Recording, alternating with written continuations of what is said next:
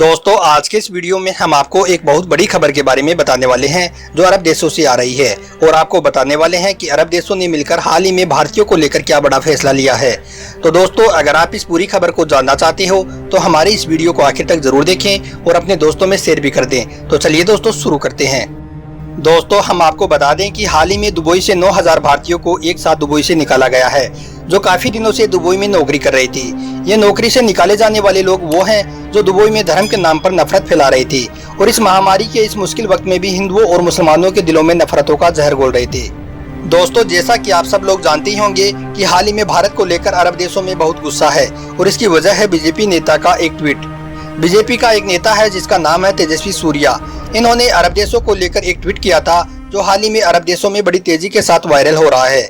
इन्होंने अपने ट्वीट में लिखा था कि अरब देशों में जो बच्चे पैदा हो रहे हैं वो जबरदस्ती की वजह से पैदा होते हैं। मतलब कि अरब देशों में शेख लोग अपनी औरतों के साथ जबरदस्ती करते हैं, उनका रेप करते हैं और अरब देशों में 95% बच्चे इसी वजह से पैदा होते हैं।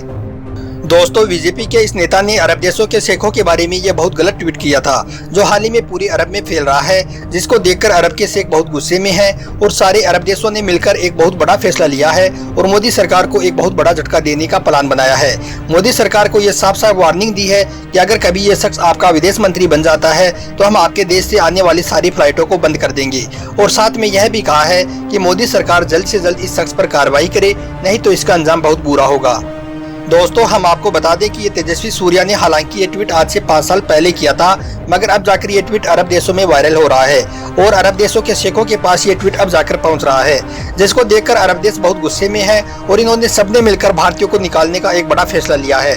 हालांकि अरब देशों के गुस्से को देखते हुए बीजेपी का यह नेता इतना डर गया है कि इसने इस ट्वीट को अपने अकाउंट से डिलीट कर दिया है।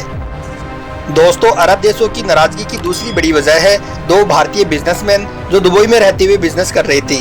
ये दोनों शख्स आरएसएस और बजरंग दल को फॉलो करने वाली थी और दुबई में रहते हुए हिंदुओं और मुसलमानों में नफरतें फैला रही थी।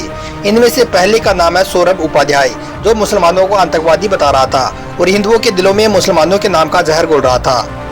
हम आपको बता दें कि सौरभ उपाध्याय की दुबई में 2 बड़ी कंपनियां थी जिनकी कीमत लगभग 3 करोड़ के आसपास बताई जा रही है और दूसरे शख्स का नाम है प्रभाकर पुजारी जो दुबई के अंदर 4-5 मंदिर बनाना चाहता था, जिनको लेकर दुबई पुलिस हरकत में आई और इन दोनों को गिरफ्तार करके अब जेल में डाल दिया है और इनकी कंपनियों को सील कर दिया है। दोस्तों अब बात करते हैं सऊदी अरब की। क्या आपको मालूम है कि सऊदी अरब में तकरीबन 4 करोड़ के आसपास भारतीय सऊदी अरब में नौकरी करते हैं। इनमें से लगभग 1,50,00,000 भारतीय हिंदू हैं जो सऊदी अरब में नौकरी कर रहे हैं। ये लोग वहां पर काफी अच्छी पोस्ट पर हैं। कोई वहां पर डॉक्टर है तो कोई वहां पर इंजीनियर है तो कोई और कुछ ऊंची बड़ी पोस्ट पर है। मगर ये लोग इतनी ऊंची पोस्ट पर होने के बावजूद भी वहां पर रहते हुए हिंदू और मुसलमान में नफरत फैलाने का काम कर रहे हैं। हाल ही में आपने देखा भी होगा कि एक शख्स ने किस तरह से सऊदी अरब के दमाम में रहते हुए मक्का में राम मंदिर बनाने का दावा किया था, जिसको सऊदी पुलिस ने गिरफ्तार किया और अब जाकर सऊदी हुकूमत ने इसको मौत की सजा दी है।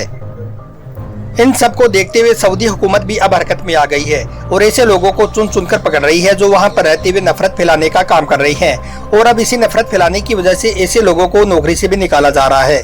करोड़ों भारतीय इससे बेरोजगार हो जाएंगे और जब यह खबर मोदी सरकार सुनेगी तो उसको भी बहुत बड़ा झटका लगेगा।